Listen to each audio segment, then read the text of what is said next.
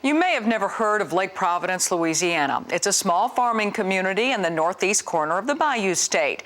And Clelie Stone grew up on what's now known as the Panola pepper plantation. Stone learned at a very young age that agriculture and food go hand in hand. She now makes her living feeding the souls of those around her.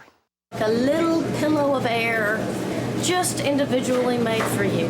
This is Clelie Stone's catfish dumplings, a delectable southern dish that has people driving from all over to Richland Parish to get a taste. If it's not the dumplings, then it's her seafood crepes, or perfectly cooked and locally sourced aged Angus ribeye.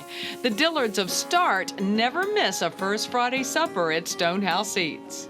It has become almost a date night tradition for us. Everything we've had in the past has been extremely enjoyable. Clelie doesn't have a culinary degree, but her family pedigree says she came out of the womb knowing how to cook. She grew up on Panola Plantation in East Carroll Parish.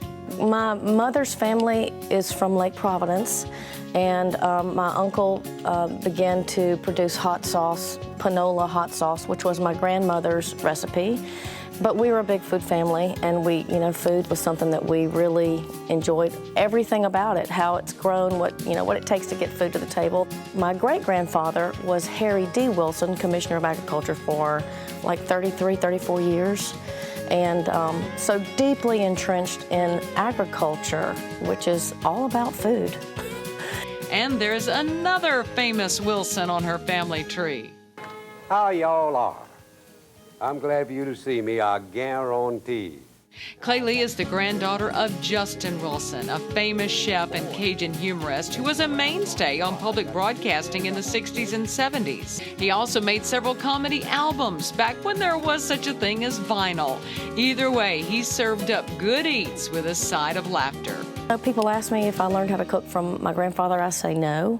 I really learned how to eat.